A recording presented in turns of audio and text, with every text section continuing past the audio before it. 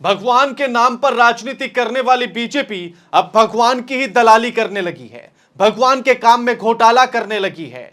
जो ये कहते हैं कि हम जो राम को लाएंगे हम उनको लाएंगे, जो ऐसी पंक्तियां लिखवाती है, जो ऐसी पंक्तियों को गवाती है, वही अब राम के नाम पर घोटाला करना, राम के नाम पर लूट मचाने पर आ गई है। नमस्कार, मैं आपके साथ के राणा, ऑनलाइन न्यूज इंडिया देख रहे हैं आप। एक ऐसी खबर निकलकर सामने आई है जिससे सुनने के बाद आपके भी होश उड़ जाएंगे, आप चौंक जाएंगे कि आखिर क्या बीजेपी इस स्तर तक भी गिर सकती है? क्या बीजेपी भगवान की भी दलाली कर सकती है? क्या बीजेपी जो खुद को हिंदू धर्म का ठेकेदार कहती है, वही हिंदू धर्म की दलाली पर आ जाएगी? और क्या ऐसा करने के बाद हिंदू धर्म का मान सम्मान बढ़ेगा? क्या ऐसा करने के बाद हिंदू धर्म और ज्यादा विशाल और सभ्य हो जाएगा? ये तमाम ऐसे सवाल हैं जिनके जवाब को ढूंढना बड़ा जरूरी है, और बीजेपी को तो इन सवालों के जवाब देने ही पड़ेंगे, क्योंकि जो खबर मध्य प्रदेश के उज्जैन से निकलकर आई, उस खबर ने सबको चौंका दिया है। और यह मानिए कि बीजेपी के मुंह में तो फेविकोल डाल दिया है कि अब इस खबर के बाद बीजेपी का कोई भी नेता बोलने के लिए तैयार नहीं है। पहले खबर को समझिए। खबर यह है कि मध्य प्रदेश के उज्जैन के महाकालेश्वर मंदिर में मंदिर के ही एक कर्मचारी ने यह आरोप लगाया कि भस्म आरती में बीजेपी के लोग दलाली कर रहे हैं, बीजेपी के लोग भस्म आरती की परमिशन को बेच रहे हैं, और जिससे तंग आकर मैं अब इस्तीफा दे रहा हूं।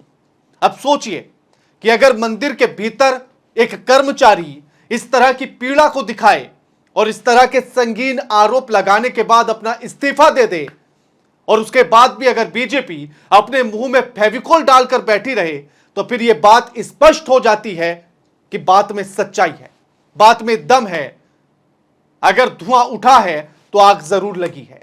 इसीलिए कोई सफाई नहीं, कोई स्पष्टीकरण नहीं, सीधे मुंह पर उंगली रखी और चुप्पी साध ली बीजेपी ने।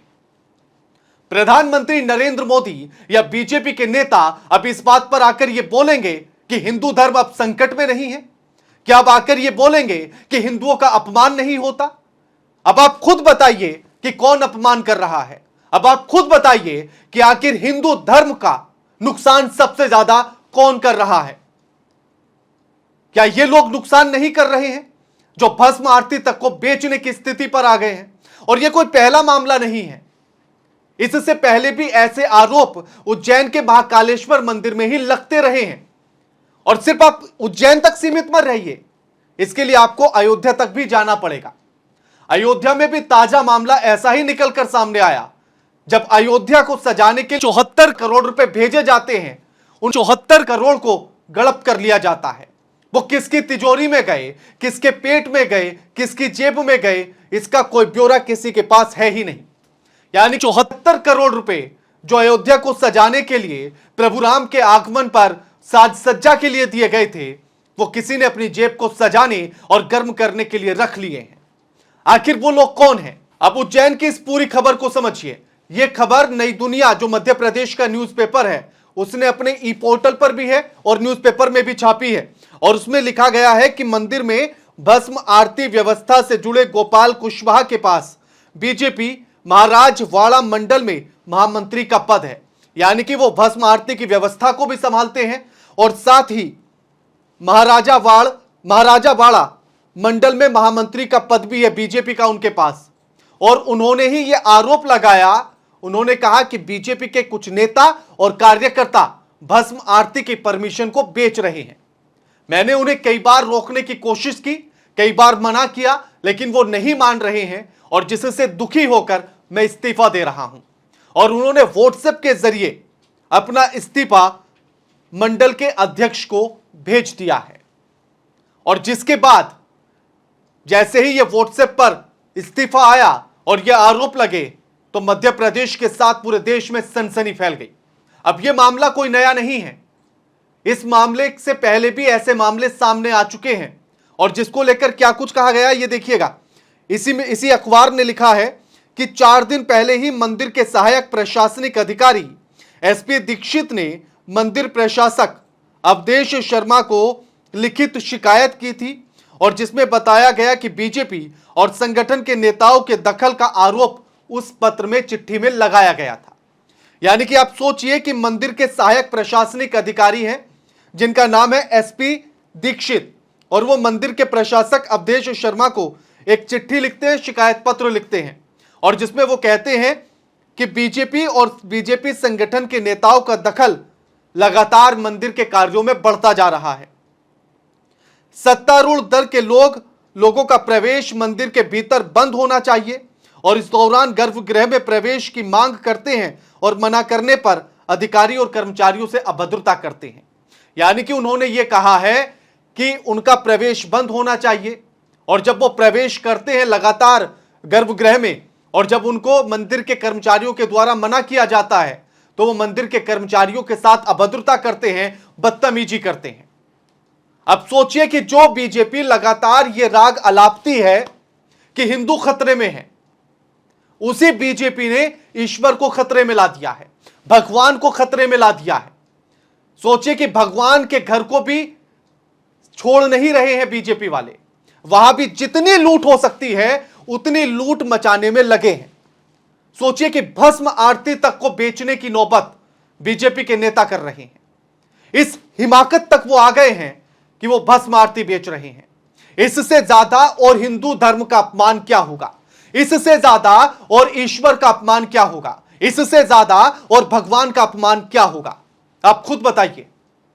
ये वही बीजेपी है जो 24 घंटे 7 दिन 12 महीने इस बात को दोहराती है कि हिंदू खतरे में है, हमारा हिंदू धर्म खतरे में है। आज उसी बीजेपी के नेताओं पर यह आरोप लग रहा है कि हिंदू तो खतरे में है जैसे भी है, लेकिन आपकी वजह से भगवान खतरे में है, आपकी वजह से मंदिर खतरे में है, आपकी वजह से मंदिरों के भीतर आरतियां बेची जा रही हैं। और वही कहते हैं कि वो हिंदू धर्म के सबसे बड़े ठेकेदार हैं, वही हिंदू धर्म का झंडा लेकर चलने की बात करते हैं। तो कैसे यकीन करेंगे आप इस बात पर कि बीजेपी हिंदू धर्म को बचाएगी और बीजेपी भगवान को बचाएगी? और सोचिए कि कौन सा ऐसा शख्स इस धरती पर है जो किसी भगवान को लाने की बात करता हो? जो राम को लाए हैं हम उनको लाएंगे। क्या कोई इस धरती पर ऐसा मनुष्य है जो भगवान को ला सकता है? भगवान हम सबको ला सकते हैं, लेकिन भगवान को नहीं लाया जा सकता। हमारी ही गीता में यह लिखा है कि कण कण में ईश्वर बसते हैं। तो फिर आप कैसे लेकर आए? ये जो ढकोसला है, उस ढकोसले का पर्दाफाश इस वीडियो ने कर दिया है, इस खबर ने कर दिया है। और बीजेपी के ही मंडल के महामंत्री ने अपना इस्तीफा देकर इस ढकोसले का पर्दाफाश कर दिया है। बीजेपी की पोल खोलकर रख दी है, और यह पोल अगर आप ध्यान से देखेंगे तो उज्जैन से लेकर अयोध्या तक लगातार खुलती आ रही है। और इसी ढकोसले की वजह से बीजेपी को मुंह की खानी पड़ रही है। जिस राम को लेकर आने की बात बीजेपी कर रही थी, उसी राम का मंदिर एक ही बरसात में टपकने लगता है। टेंट में भी प्रभु राम बारिश में इसी तरह से भीग रहे थे, और इस आलीशान मंदिर में भी। तो क्या यही आस्था और यही भक्ति है बीजेपी की? और ध्यान से आप देखिए कि जब राम अयोध्या से वन के लिए निकले थे, वनवास के लिए निकले थे, तो जिस जिस रास्ते से जिस जिस जगह से गुजरे थे, उस जगह पर बीजेपी की हार हुई है। एक दो जगह को छोड़ दिया जाए तो चित्रकूट, प्रयागराज, नासिक और रामेश्वरम, इन जगहों पर बीजेपी की हार हुई है 2024 में, और साथ ही अयोध्या में भी हुई है, और साथ ही बद्रीनाथ में भी, जो 4 धामों में से एक धाम है, वहां भी अब उपचुनाव में हार हो गई है विधानसभा के। तो इस बात को भी अब जनता समझ रही है कि यह ढकोसला है और हिंदू धर्म खतरे में नहीं है। और अगर हिंदू धर्म को खतरा है तो वो सिर्फ बीजेपी से है और किसी से नहीं है। आपको क्या लगता है कि बीजेपी जो हिंदू धर्म की ठेकेदार बनती है, उससे आप कितने सहमत हैं? हमें कमेंट करके बताइए। और ये जो आरती बेचने की बात निकलकर सामने आई है, इसको लेकर आप बीजेपी के बारे में क्या सोचते हैं? हमें कमेंट करके जरूर बताइए, और वीडियो को ज्यादा से ज्यादा शेयर कीजिए, और हमारे चैनल को सब्सक्राइब करना मत भूलिए। नमस्कार।